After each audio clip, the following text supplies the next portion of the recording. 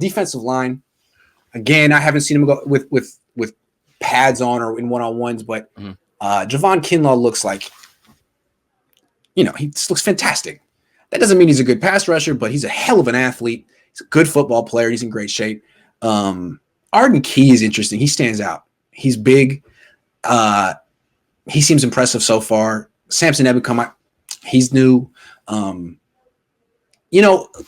this with other D-lines in the NFC West, the Rams are really good. The Cardinals have some. It may have fallen back a little bit. I feel like it's the strength is the depth, especially in the interior. How do you praise this unit?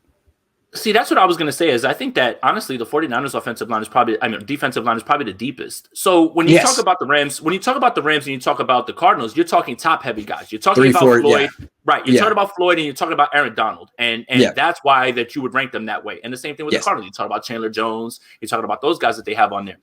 But now, when you get Kinlaw in his natural position, Armstead's going to be back in his natural position. You're going to get Bosa back. Ebukam can give you that wild card part. You're talking about Mohurst, Kerr, all these guys. Remember, Kerry Hyder was supposed to be a luxury last year, ended up playing very, very well.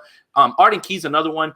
So, honestly, they're very deep. And again, this was their whole philosophy all offseason was, let's get as deep as we can at each position because we don't want the same thing that happened last year. When everybody goes down with injuries, your season's basically lost at that point because you're relying on people that you shouldn't be. So honestly, it's hard for me to tell right now. It's gonna mean a lot when the pads go on and you start to see really the philosophy between D'Amico and what he's gonna tend to do with them. So I really can't speculate on that. I did tell you that I thought Javon Kinlaw was going to be the one who would take the biggest leap as far as that. But honestly, that's not really jumping out on a limb. He's a first-round pick. That's exactly what you expect, especially when you consider all those guys that are going to be taking pressure off of him. He'll be in a lot of advantageous one-on-one situations, especially if Nick Bosa can be 90% of what he was in 2019. If D Ford even gives 12 snaps a game, anything like that, 12 to 15, that helps as well. So honestly, Armstead, Kinlaw, Bosa, Ebukam, Key, Hurst, Kevin Gibbons, somebody.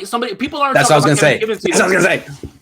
Kevin Gibbons. So they're deep. They're deep, honestly. So if you want to say top heavy wise, yes, the Cardinals probably have maybe the top heavy guys. The Rams probably have those top heavy. As far as deep across the board, I think it's the 49ers.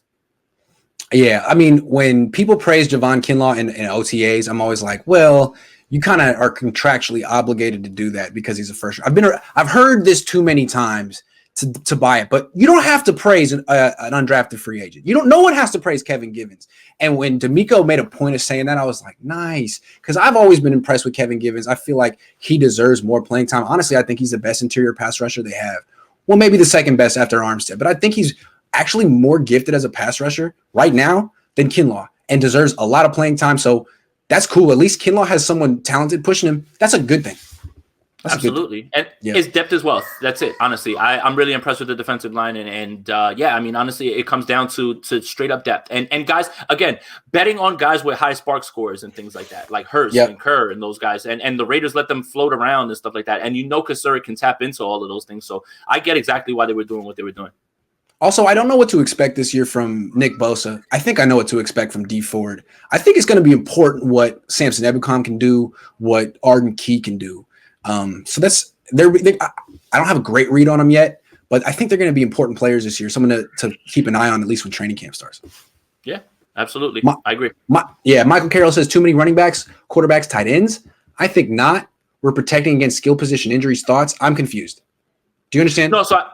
So I think he's saying that, people were saying, oh, why'd you draft so many running backs? I think he's basically agreeing with saying that, having all those running backs is really good. Having all of those tight ends is really good. Having all those quarterbacks is really good because you do want to, we're protecting against those injuries. So, yeah, I think he's completely agreeing with us. Good call. This is a great name. Glenn Siaga. Love you. Fantastic.